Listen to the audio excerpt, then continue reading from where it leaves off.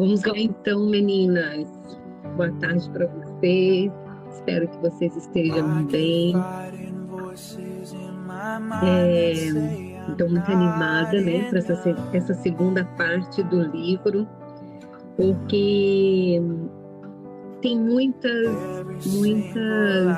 exemplos que é muito comum no nosso meio, né? Eu tenho certeza que nós vamos aprender muito e vai ser uma bênção. Amém, meninas? Pai, nós te damos graças, Senhor, por mais essa tarde, por mais esse dia que o Senhor preparou para nós. Senhor, estamos aqui, Pai, porque precisamos do Senhor, porque queremos aprender, Senhor. Queremos absorver tudo aquilo que o Senhor tem colocado diante de nós, para crescermos, Senhor, em sabedoria, em discernimento, e possamos, Senhor, aplicar, Senhor, aquilo que precisamos nas nossas vidas. Espírito Santo, nós te convidamos para fazer parte dessa leitura conosco. Abre a nossa mente, traz os entendimentos, Senhor, traz clareza à nossa mente, que nós possamos entender tudo que o Senhor está querendo falar conosco através deste livro, Pai. Te damos graças por tudo, em nome de Jesus. Amém. Boa tarde, Roberta.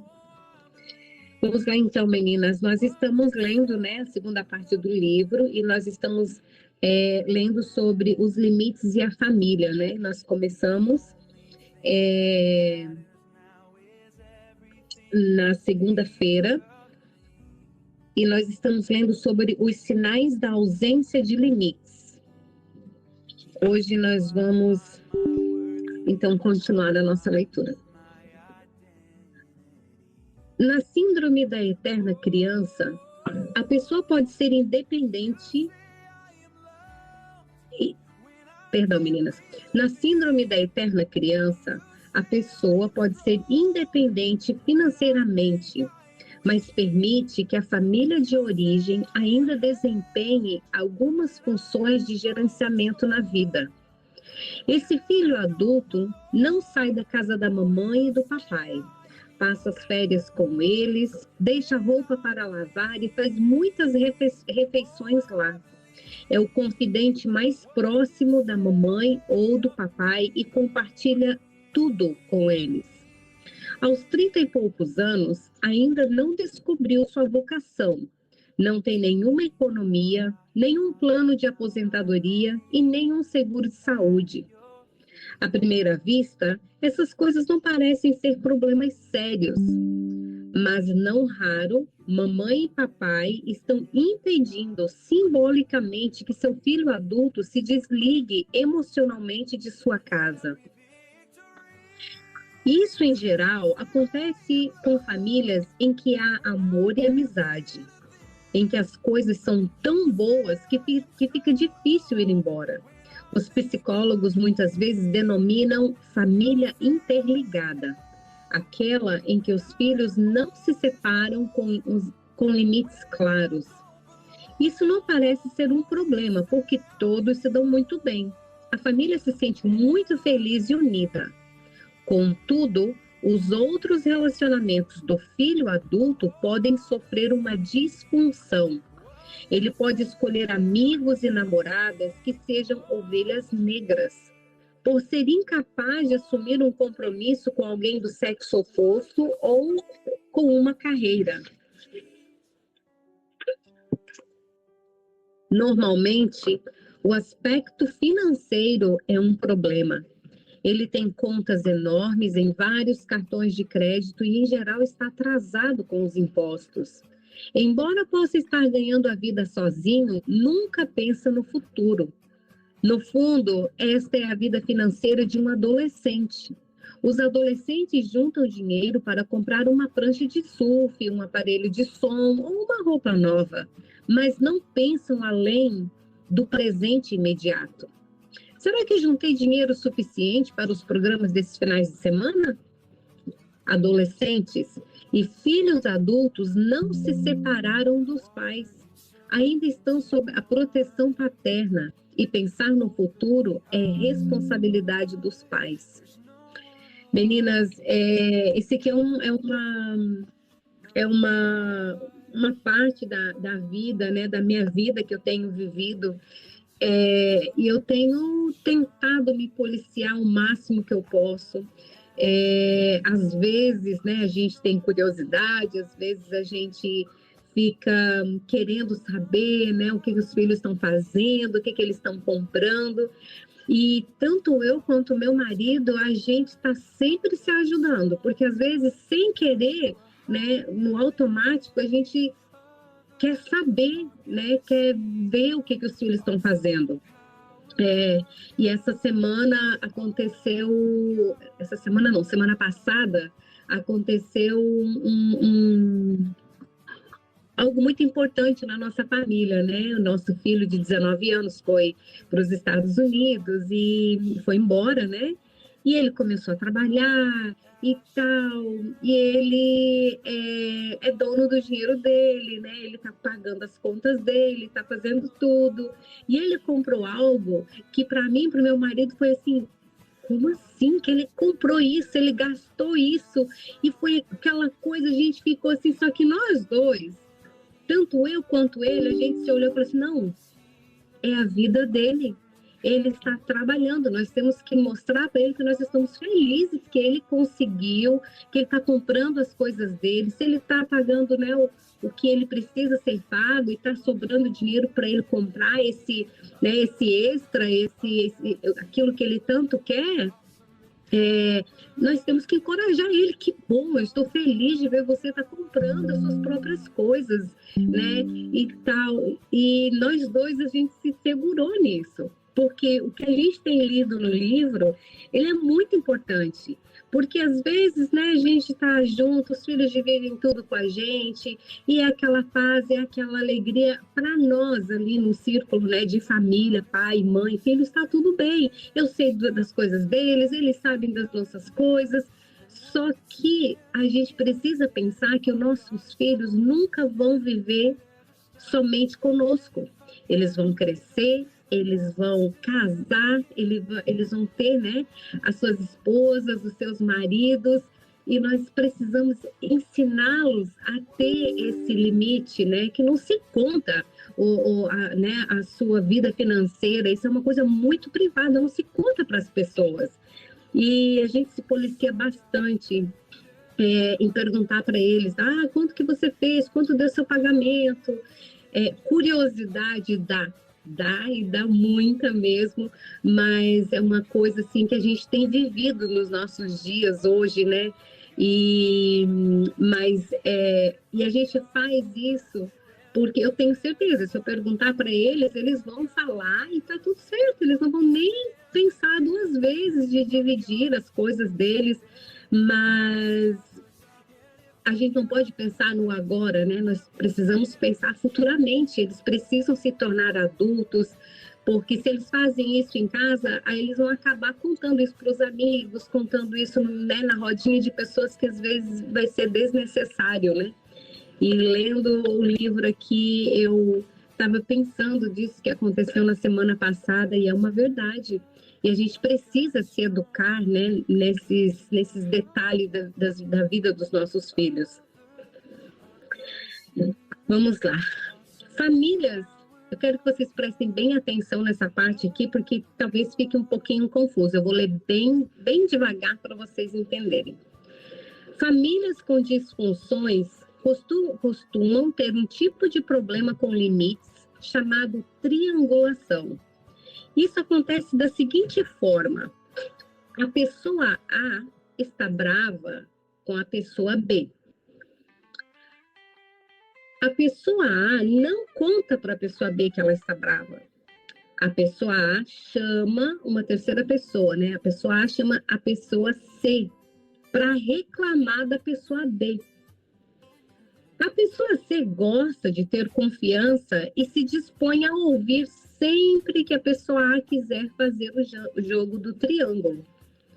A essa altura, a pessoa B, que é a pessoa que está sendo falada, né, sentindo-se solitária, chama a pessoa C e, de passagem, menciona o conflito que está tendo com a pessoa A. A pessoa C torna-se confidente tanto da pessoa B como da pessoa A. E a pessoa A e a B não resolvem o seu problema. E a pessoa C ganha 2 amigos. A triangulação ocorre quando 2 pessoas não conseguem solucionar seus problemas e incluem uma terceira para tomar partido. É um problema de limites porque a terceira pessoa não faz parte do conflito, mas é usada como apoio e testemunha por aquelas que temem enfrentar-se. E assim o conflito persiste. As pessoas não mudam e cria-se uma inimizade desnecessária.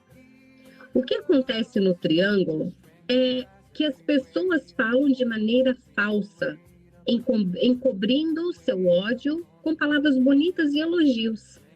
A pessoa A, em geral, ela é cordial, bondosa e até mesmo lisonjeira com a pessoa B. Mas quando ela está falando com a pessoa C, a raiva aparece. É claramente uma ausência de limites o fato da pessoa A não assumir a sua raiva. A pessoa com quem A está brava merece ouvir isso diretamente dela. Quantas vezes você já se sentiu magoado com uma frase do tipo: sabe o que o fulano falou de você? Na última vez que você falou com o fulano, tudo parecia estar bem. Além disso, a pessoa C está sendo trazida para o conflito e o seu conhecimento a respeito dele atrapalha o relacionamento com a pessoa B. A fofoca fica entre os dois. Isso afeta a nossa opinião sobre os envolvidos na fofoca. Sempre que eles têm uma oportunidade de se defender. Sempre que eles têm uma oportunidade de se defender. Muitas vezes, o que ouvimos de uma terceira pessoa não está correto. É por isso que a Bíblia nos orienta a ouvir pelo menos 2 ou 3 testemunhas, não apenas uma. A triangulação é um problema comum de limites entre as famílias de origem. Os antigos padrões de conflito entre pai e filho, ou entre os pais, começam com um membro da família chamando o outro e conversando sobre um terceiro. Esse padrão altamente destrutivo mantém a disfunção. Meninas, eu vou dar uma pausa aqui porque eu quero falar para vocês o que aconteceu comigo. Tudo na vida da gente é um aprendizado, né? Eu me lembro que há muitos anos atrás, lá em 2009, talvez 2010, eu estava conversando com uma amiga sobre uma outra pessoa próxima de nós duas. E eu fiz um comentário, né? Tava falando assim: nossa, você viu? A criança daquela pessoa fez isso e fez aquilo, e a pessoa e a mãe da criança não fez nada. E eu contando para essa minha amiga, né? E a minha amiga ouvindo, eu falei: nossa, meu Deus, que chato, né? Que pena. E algumas coisas assim eu tava falando. Só que, na verdade, eu estava fazendo uma fofoca, né? Eu estava fazendo algo que não era correto. E eu estava esperando a minha amiga falar: nossa, verdade, né? Uau, não, isso não vai dar certo, que ruim, tal, tal. E a minha amiga parou e olhou para mim e falou assim: você já conversou com ela sobre isso? Eu falei: não. Ela falou assim: pois você deveria conversar com ela sobre isso, porque talvez ela está fazendo isso e não está percebendo o que ela está fazendo. Meninas, eu fiquei tão constrangida, eu fiquei com tanta vergonha com aquilo, e aquilo ali foi uma lição para a minha vida que eu carreguei aquilo, carrego até hoje comigo, e eu aprendi que tudo que nós temos para resolver com alguém, nós precisamos conversar com a pessoa. Às vezes a pessoa não está nem percebendo que ela está agindo daquela maneira, né? E eu agradeço muito essa minha amiga, porque eu nunca falei isso para ela, mas eu agradeço a ela, porque depois desse, né, desse acontecimento, eu aprendi que antes de sair falando qualquer coisa de alguém, eu preciso conversar com a pessoa mesmo, né? Hoje, eu às vezes comento de algumas pessoas, né, com as amigas ou com os familiares, mas eu sempre falo, isso é uma coisa que eu já conversei com a pessoa sobre isso, não é uma coisa que eu estou falando pelas costas, porque eu fiquei tão constrangida né, com esse acontecimento que aquilo virou uma chave na minha cabeça e eu aprendi a nunca mais fazer aquilo.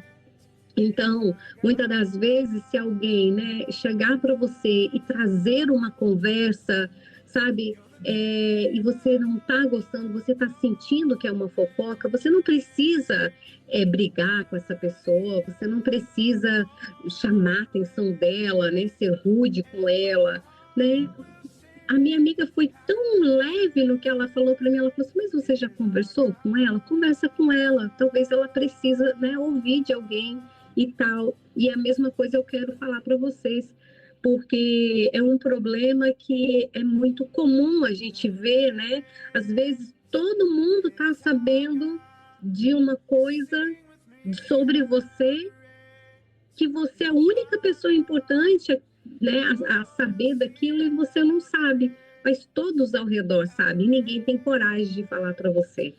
Que a gente não seja, né, essas pessoas que ficam falando pelas costas, né, mas que a gente chegue. Se a pessoa ficar chateada com você, eu tenho certeza que ela vai ficar chateada com você 1 ou 2 dias, uma semana, 2, talvez um mês, e depois ela vai agradecer a você. Porque na hora eu fiquei super constrangida quando foi me chamada atenção nisso. Mas é uma lição que mudou a minha vida, minha maneira de ver as coisas e de fazer até hoje. A Bíblia é bastante séria a respeito de resolvermos um conflito diretamente com aquele que nos deixou furiosos. O que repreende, em Provérbios capítulo 28 e 23 fala: o que repreende ao homem achará depois mais favor do que aquele que lisonjeia com a língua. Levíticos 19 e 17 fala: não odiarás a teu irmão no teu coração, mas repreenderás a teu próximo, e não levarás sobre ti pecado por causa dele. Mateus capítulo 5, 23 e 24 fala: portanto, se trouxeres a tua oferta ao altar, e aí te lembrares de que teu irmão tem alguma coisa contra ti, deixa diante do altar a tua oferta. Vai primeiro reconciliar-te com teu irmão, depois vem e apresenta a tua oferta. Mateus capítulo 18 e 15 também fala: ora, se teu irmão pecar contra ti, vai e repreende-o entre ti e ele só. Meninas, isso é muito, muito importante, né, para nós, porque a gente pode parar, né? Pode parar em nós uma confusão muito grande, uma fofoca, algo que vai se alastrar e vai ficar muito feio, porque a Bíblia nos ensina isso, né? Essas passagens mostram que de um modo essas passagens mostram que um modo simples de evitar a triangulação é sempre falar diretamente com a pessoa com quem o conflito se iniciou. Resolva isso com ela e somente se ela negar o problema, fale com outra pessoa para ter uma ideia de como resolvê-lo e não para fazer fofocas ou desabafar sua raiva. Então, vocês dois, juntos, poderão falar com a pessoa para tentar solucionar o problema. Nunca fale algo sobre uma pessoa a terceiros se você não pretende dizê-lo diretamente a ela. Não devem os filhos estourar para os pais? Não devem os filhos entesourar para os pais, mas os pais para os filhos. 2 Coríntios 12, 14. Deixa eu ler isso aqui na minha versão aqui, meninas, na NVT, para a gente ver, porque eu não entendi exatamente o que isso significa. 2 Coríntios 12 e 14. Fala assim, 2 Coríntios, é isso mesmo? 2 Coríntios, capítulo 12 e 14. 2 Coríntios 12 e 14. Agora irei visitá-los pela terceira vez e não serei um peso para vocês. Não quero seus bens, quero vocês. Afinal, os filhos não ajuntam riquezas para os pais. Ao contrário, são os pais que ajuntam riquezas para os filhos. Algumas pessoas nasceram para cuidar dos pais. Elas não se apresentaram para a tarefa, herdaram-na. Atualmente, chamamos essas pessoas de codependentes. Desde pequenas, elas aprenderam que eram responsáveis pelos pais, os quais permaneceram presos a padrões infantis de irresponsabilidade. Quando se tornam adultas, essas pessoas sentem dificuldade em estabelecer limites entre si mesmas e seus pais irresponsáveis. Sempre que tentam viver a vida própria, sentem-se egoístas. Na verdade, a Bíblia ensina que o filho adulto deve cuidar dos pais idosos. Honra as viúvas que verdadeiramente são viúvas, mas se alguma viúva tiver filhos ou netos, aprendam eles primeiro a exercer piedade para com sua própria família e a recompensar os seus progenitores, porque isso é bom e agradável diante de Deus. 1 Timóteo, capítulo 5, versículos 3 e 4. É justo sentir gratidão para com nossos pais e retribuir o que fizeram por nós. Mas geralmente surgem dois problemas.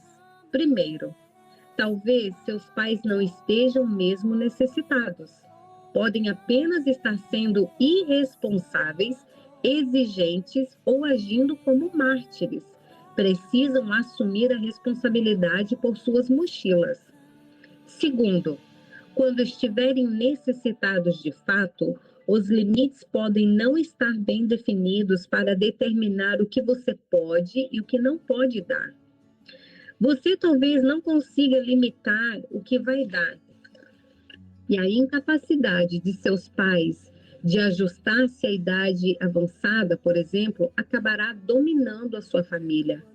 Essa dominação é capaz de arruinar casamentos e prejudicar os filhos.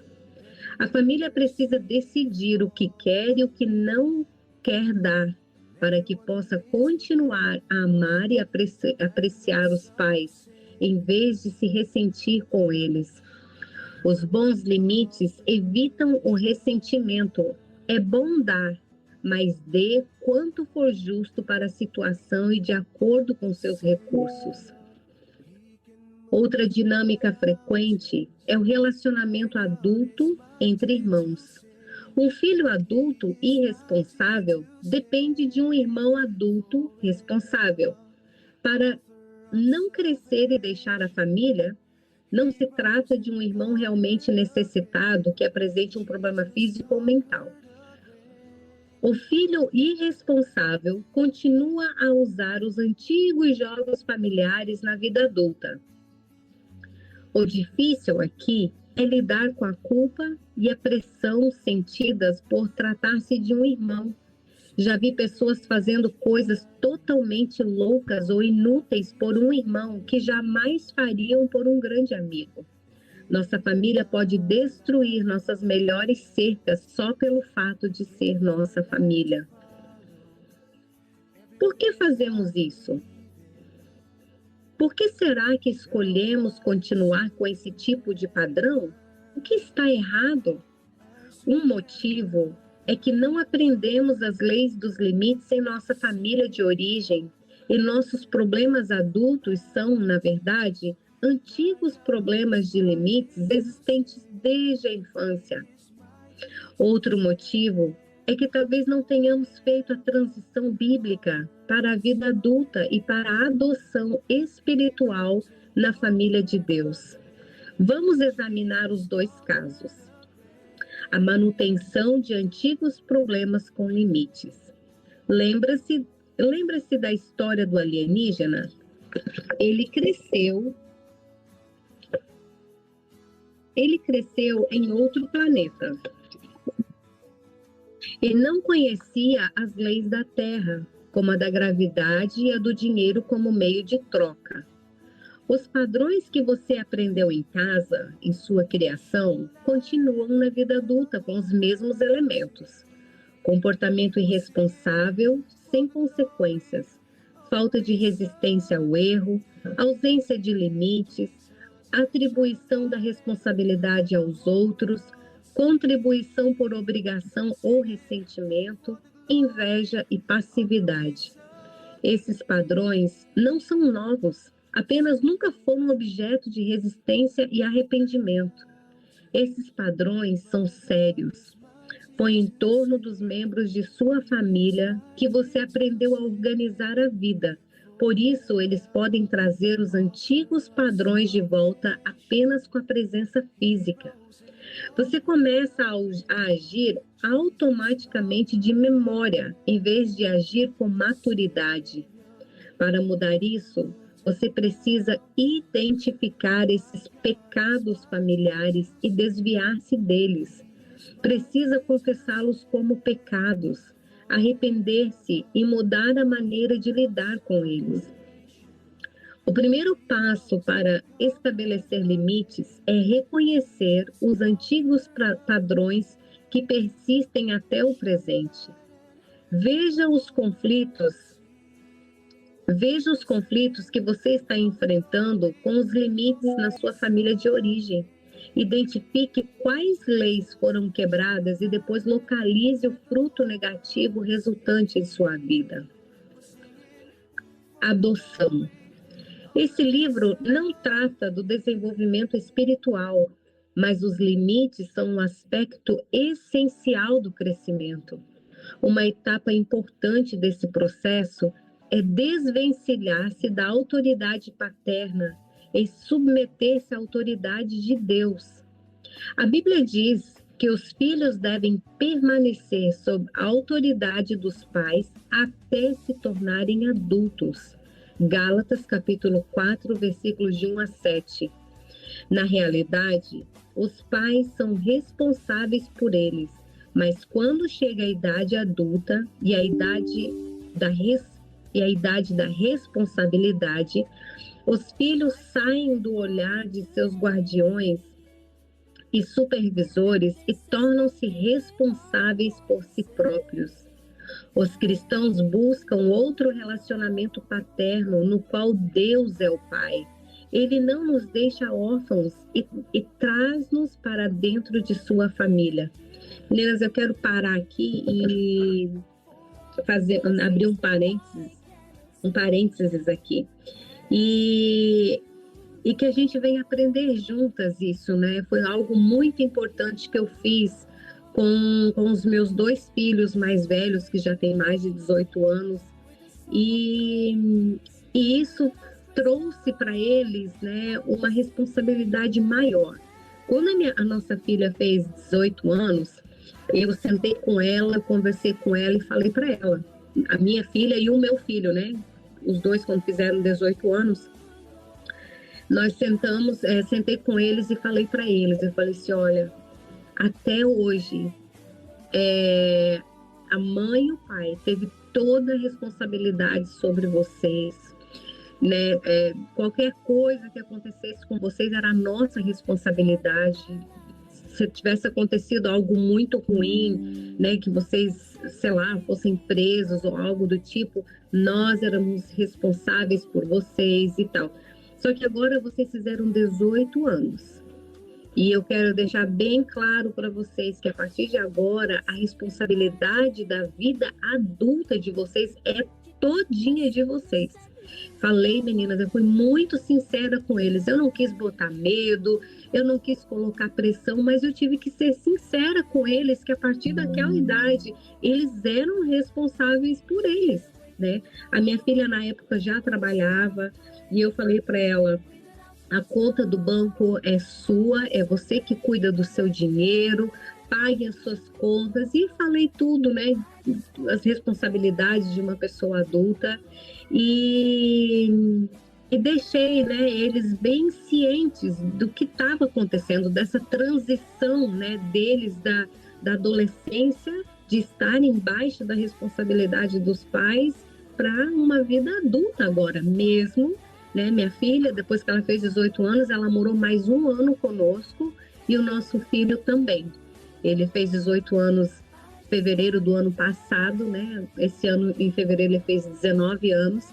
Enquanto eles estavam dentro de casa, toda a responsabilidade, né, da casa, moradia, o alimento, era nossa responsabilidade. A gente estava ali para eles, né? A partir do momento que eles decidiram sair para estudar, né, para trabalhar, eu falei para eles, eu e meu esposo, a gente falou para eles: vocês querem sair de casa para estudar? Vocês podem, nós autorizamos, abençoamos vocês, mas vocês precisam ter certeza que a partir do momento que vocês saíram, vocês são responsáveis pelas suas contas.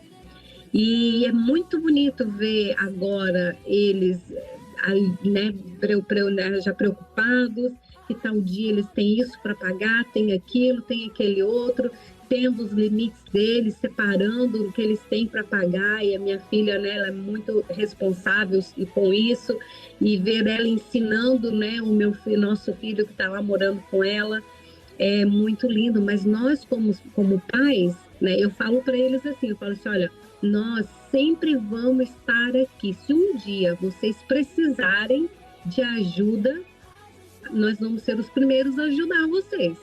Mas nós não vamos ajudar vocês se vocês acordaram tarde, perderam a hora, toda hora estão perdendo a hora, ou foi ajudar um amigo ao invés de ir trabalhar. Eu falei para eles, somos muito claros com eles: vocês não contem com a nossa ajuda. Agora, se ficaram doentes, teve um acidente, algo inesperado, o que a gente puder fazer para ajudar, nós vamos ajudar.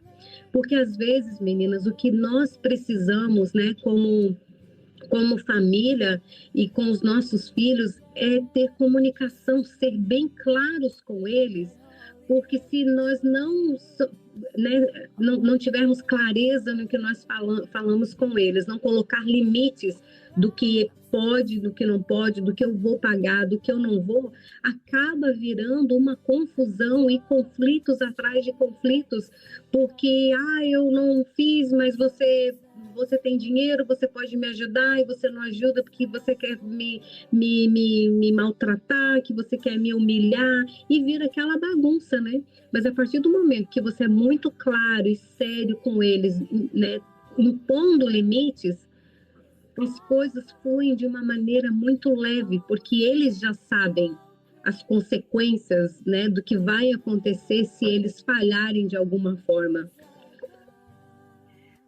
Vamos lá, então. Várias passagens do Novo Testamento ensinam que precisamos abandonar a aliança com nossa família de origem para sermos adotados por Deus. Mateus capítulo 23 e versículo 9. Ele ordena que o tenhamos como pai, sem necessidade de nenhum intermediário paterno. Os adultos que mantêm uma aliança com os pais terrenos ainda não perceberam sua nova condição de filhos adotados. Muitas vezes não obedecemos à palavra de Deus porque não abandonamos espiritualmente a nossa casa. Sentimos que ainda precisamos agradar aos pais em vez de obedecermos ao nosso Pai. Mateus capítulo 15, versículos de 1 ao 6. Quando nos tornamos parte da família de Deus, algumas vezes obedecer à vontade dele resultará em conflito com a nossa família, e outras vezes nos separará dela.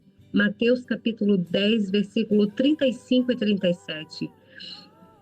Jesus diz que nossos laços espirituais são os mais fortes e os mais importantes. Mateus capítulo 12, versículo 46 a 50. Nossa verdadeira família é a família de Deus. Nela que deve ser nosso vínculo mais forte. As coisas são feitas de maneira determinada. Devemos dizer a verdade, impor limites, assumir, enfrentar-nos, perdoar-nos uns aos outros, exigindo responsabilidade mútua e assim por diante. O que governa essa família são padrões e valores sólidos, e Deus não permitirá que os participantes dela fujam dessa coluna. Meninas, eu até quero ler com vocês aqui Mateus 10:35, porque eu nunca entendi esse versículo. Eu sempre tive uma dificuldade para entender, e até que há pouco tempo atrás eu estava lendo e clicou na minha cabeça. Eu falei, meu Deus, é isso, e foi muito lindo. Mateus 10:35. Deixa eu ler aqui com vocês. Deixa eu ver se essa parte aqui. Isso. Mateus 10:35 fala assim: Vim. Peraí, meninas. É Jesus falando esse aqui. Vim para pôr o homem contra seu pai, a filha contra sua mãe e a nora contra sua sogra. Seus inimigos estarão em sua própria casa. Quem ama seu pai ou sua mãe mais do que a mim não é digno de mim. E quem ama seu filho ou sua filha mais que a mim não é digno de mim. E todas as vezes que eu lia isso aqui, eu ficava, meu Deus, como assim? Né? A gente lê, né, que Deus é amor, o Senhor veio para juntar e não para espalhar, e veio tantas coisas. Só quando chegava aqui eu falava, vim para pôr o homem contra seu pai e a filha contra sua mãe. Mas é exatamente sobre isso. Porque quando nós crescemos, né, e temos um encontro com o Senhor, somos adultos, e nós temos uma ligação com a nossa família terrena ainda, que nós precisamos ter, nós somos família, né? Mas se o Senhor falar para você, né, para você sair de perto da sua família, eu vou te mandar para tal lugar e você tem que ir. Mas os seus pais não querem que você vá. E choram e falam, não, se você for, nós vamos morrer de saudade dos nossos netos. Mas, meu Deus, Deus o livre. E vão chorar. Você tem uma escolha. Você vai desobedecer a Deus e obedecer seus pais para fazer a vontade deles, para ficar tudo bem, né, na família, ou você vai obedecer ao Senhor e você vai ter um problema na sua família. E é por isso que isso vai acontecer. Quando nós obedecemos ao Senhor, isso acontece, né? E é por isso que Jesus falou, eu vim para pôr o homem contra seu pai e a filha contra sua mãe. Por quê? Porque pais apegados não deixam os filhos saírem, né? Quantos pais, até mesmo cristãos, né, pais evangélicos, conhecedores da palavra, que não deixam os filhos baterem as asas. Os filhos já casaram, os filhos já têm seus filhos, né, têm os netos, mas os pais ainda querem continuar tendo ali um controle na vida dos filhos. Os pais acham que eles sabem mais do que os próprios filhos, né? E isso coloca os filhos numa situação diante de Deus e diante deles muito difícil. E se você é uma pessoa que você quer obedecer ao Senhor, você tem nas suas orações tem falado, Senhor, eu quero ser obediente a Ti, eu quero fazer a Tua vontade, você vai ter conflitos, sim. Né? Nós vamos ter conflitos. Então, meninas, que a gente possa realmente, né, parar e pensar e analisar as nossas vidas, né? Que servir a Deus, muitas das vezes nós precisamos falar não para as pessoas que nós mais amamos, mas a gente faz isso em um ato de obediência a Deus, né? Porque quando nós estamos obedecendo ao Senhor, até mesmo desses conflitos, o Senhor vai cuidar. O Senhor vai falar com eles de alguma forma, né? Então, que isso fique, né, dentro do nosso coração e que a gente não tenha medo de colocar limites, de obedecer a voz do Senhor por, né, a gente não querer desagradar ou né, muitas pessoas acham que é desonrar a família, né? E não é uma desonra. Você falar não para o seu pai, para sua mãe, não é uma desonra, muitas das vezes é um ato de obediência ao Senhor. Isso não significa que devemos cortar os laços com... Perdão, meninas. Isso não significa que devemos cortar os nossos outros laços. Devemos ter amigos além da família de Deus e laços firmes com nossa família de origem. Contudo, precisamos fazer duas perguntas. Esses laços nos impedem de agir corretamente numa situação específica? E será que realmente nos tornamos adultos em relação à nossa família de origem? Se nossos laços forem de afeto sincero, poderemos libertar-nos e assim dar por amor e com vontade no nosso coração. Estaremos livres de ressentimentos e apreciaremos nossos limites e não permitiremos que a maldade se imponha. Se não estivermos sob o comando de guardiões e supervisores quando adultos, poderemos tomar decisões realmente adultas, assumindo o controle da nossa vontade. 1 Coríntios capítulo 7, versículo 37, e subjugando-a ao nosso verdadeiro Pai.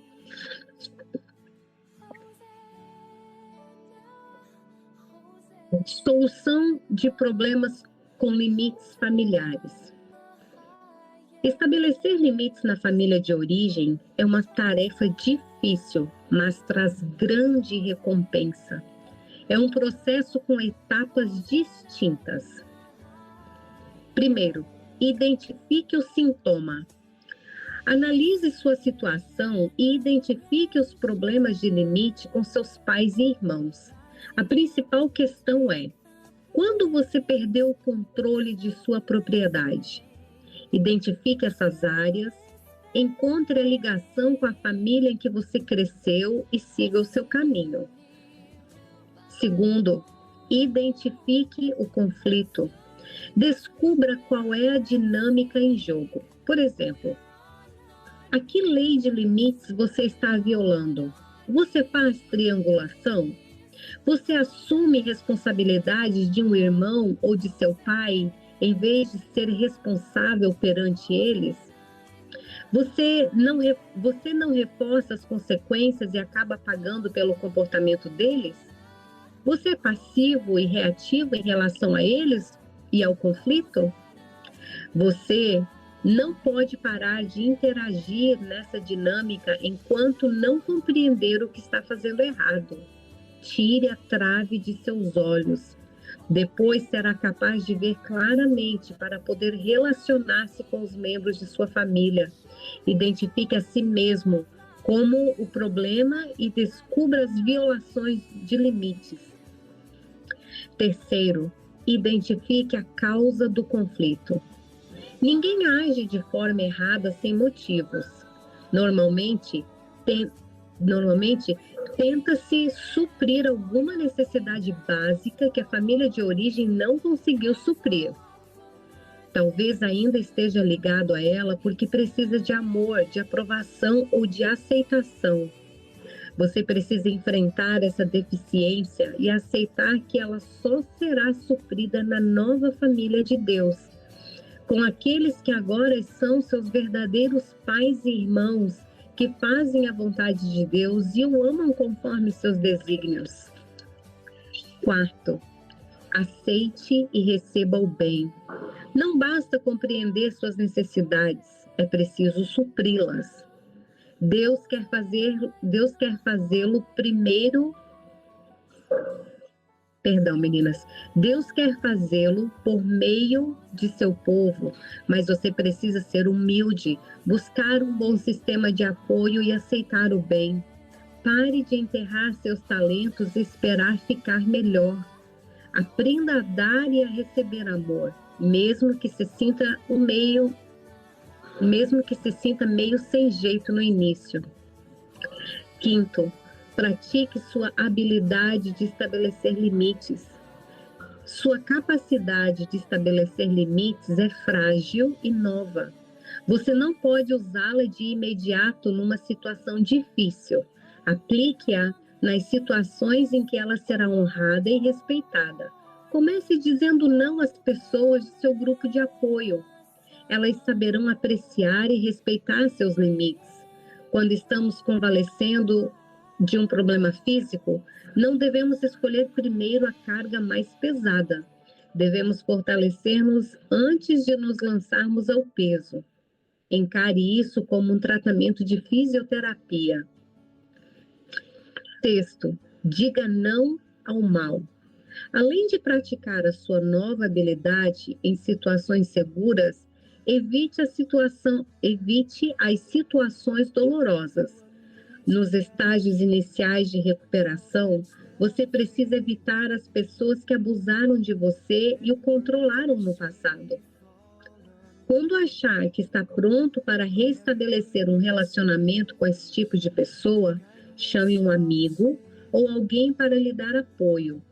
Cuidado com as suas investidas em situações e relacionamentos dolorosos.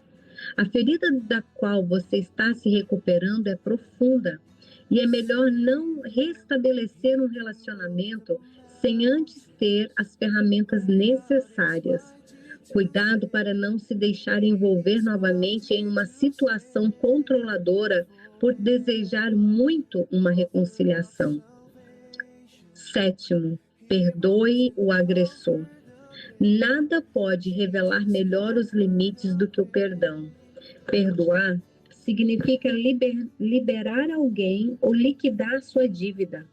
Quando você se recusa a perdoar alguém, é porque ainda quer algo dessa pessoa. E mesmo que seja vingança, o que você queira, isso o manterá amarrado a ela para sempre.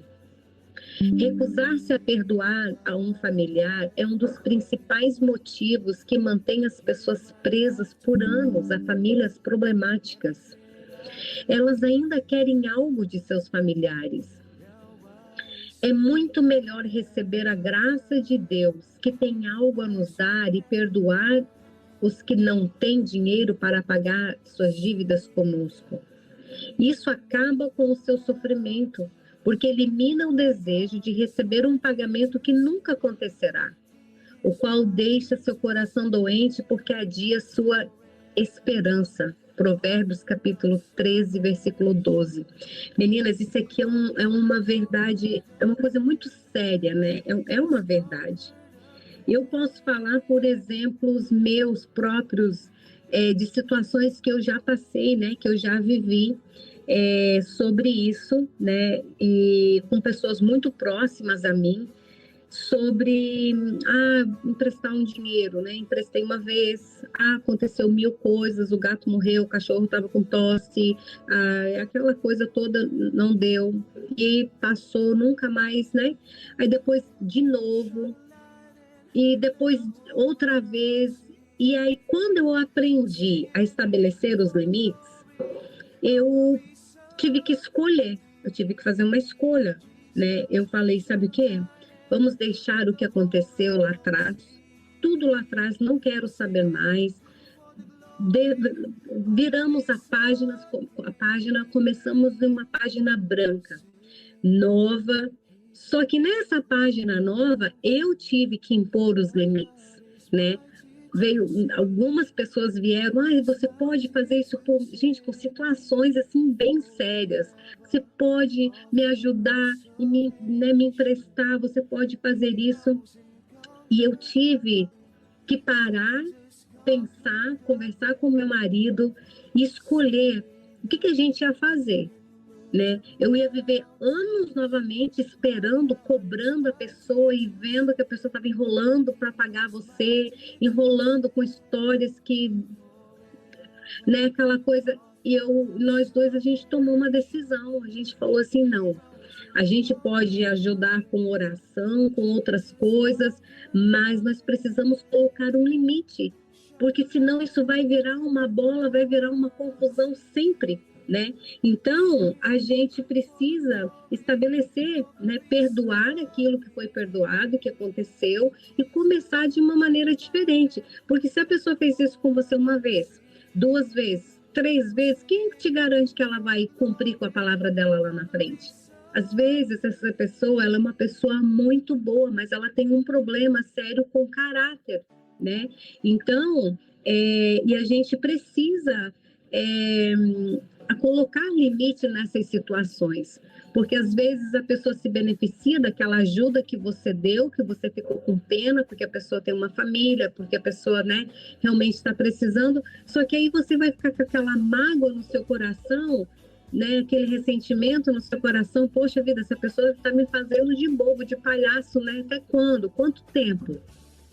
Então nós precisamos perdoar e não deixar que o mesmo erro aconteça novamente, né? Até você ver que a pessoa teve, né? Ela teve um encontro com o Senhor, ela está se esforçando, ela está fazendo diferente e mesmo assim nós precisamos ter muito cuidado, porque às vezes a gente vive, né, muitos anos com uma mágoa no nosso coração e quando você vai, né, cobrar da pessoa com todo o seu direito, porque você trabalhou por aquele dinheiro, você vai ali cobrar, a pessoa ri de você, ridiculariza você e sai falando mal de você. E isso acaba trazendo, meninas, né? Eu sinto que comigo aconteceu, né? Acaba trazendo uma dor, uma raiva, um ódio lá dentro do coração. Mas a partir do momento que nós decidimos a não fazer mais aquilo e começar uma página em branco, tudo mudou. E eu aconselho a vocês a analisarem e a pensarem sobre isso, porque perdoar não significa voltar e começar tudo novamente, né? Se você perdoar, está exigindo algo de quem o ofendeu. Peraí, vou começar de novo. Se você não perdoar, estará exigindo algo que quem o ofendeu não está pronto a dar, mesmo que seja apenas a confissão do que ele fez. Isso o mantém amarrado a essa pessoa e destrói seus limites. Deixe a família problemática da qual você veio, corte as amarras e você estará livre. Eu acho que agora a gente está no 8º, né? Corresponda, mas não reaja.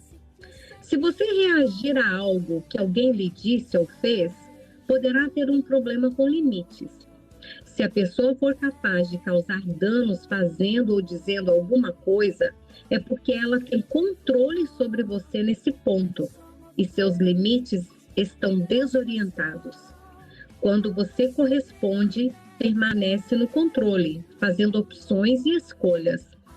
Se você sentir que está reagindo, afaste-se e recupere o autocontrole para que seus familiares não o forcem a fazer ou dizer algo que você não queria e atrapalhe a sua independência. Depois de manter os seus limites, faça a melhor escolha. A diferença entre corresponder e reagir é uma questão de escolha. Se você reagir, eles estarão no controle. Se corresponder, você será o comandante. 9. Aprenda a amar com liberdade e responsabilidade, não com culpa. Os melhores limites são os do amor. Quem permanece para sempre num estado de proteção está perdendo em amor e em liberdade. Impor limites não significa parar de amar. Ao contrário, significa ganhar a liberdade para amar. É bom sacrificar-se e negar-se pelo bem dos outros, mas é preciso ter limites para poder fazer essa escolha. Pratique voluntariamente o ato de dar para ampliar sua liberdade. Às vezes, quando estamos construindo nossos limites, achamos que fazer um favor a alguém é codependência. Nada poderia estar mais longe da verdade. Fazer algo para alguém, quando se escolhe livremente fazê-lo, é fortalecer os limites. Os codependentes não estão fazendo bem. Eles permitem o mal porque sentem medo. E é isso, meninas.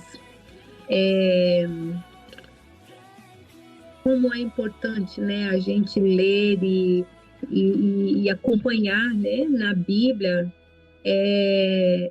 os passos da gente estabelecer limites, né? Porque quando a gente vai fazer algo, principalmente, né, no âmbito familiar, com pessoas muito próximas, às vezes a gente fica com medo, né, de colocar certos limites, de falar certos nãos, né? Mas quando nós temos um respaldo bíblico daquilo que estamos fazendo, traz uma paz, né? Traz paz ao nosso coração, todo aquele medo, peso, né, a preocupação de estar fazendo algo, né, contra aquilo que o Senhor nos mandou fazer, é muito maravilhoso. Porque muitas das vezes as pessoas que são controladoras, manipuladoras, que conhecem a palavra, eles também usam versículos bíblicos, né? Ah, mas a Bíblia fala que é melhor dar do que receber. Ah, mas... E não é assim que funciona, né? Às vezes as pessoas usam versículos isolados para manipular e controlar a nossa vida, né? Mas quando a gente começa a impor limites, né? Colocar limites, trabalhar com os limites, com respaldo bíblico, é muito maravilhoso, é muito maravilhoso. E aqui encerra, meninas, deixa eu ler bem certinho aqui, os limites e a família.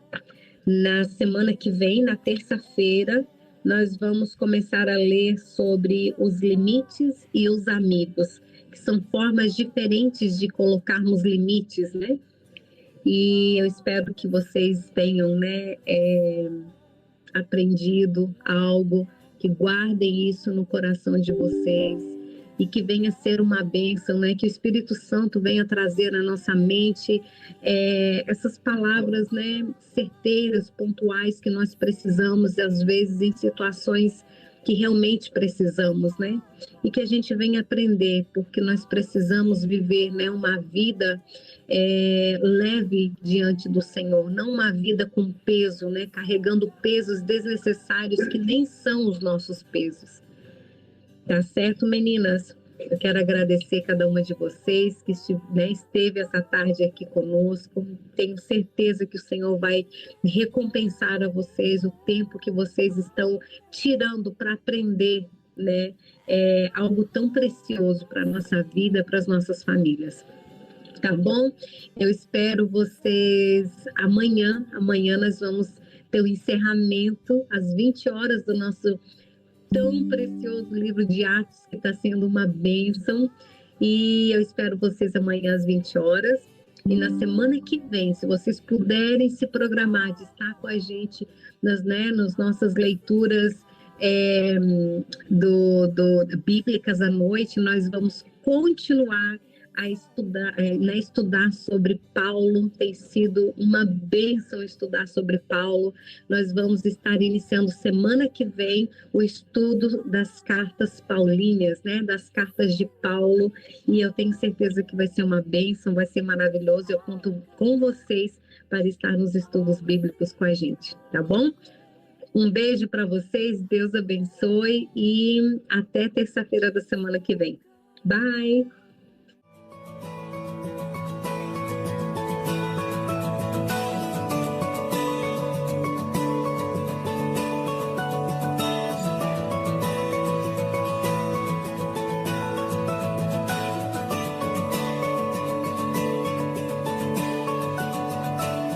Who breaks the power of sin and darkness, whose love is mighty and so much stronger, the King of glory, the King above all kings.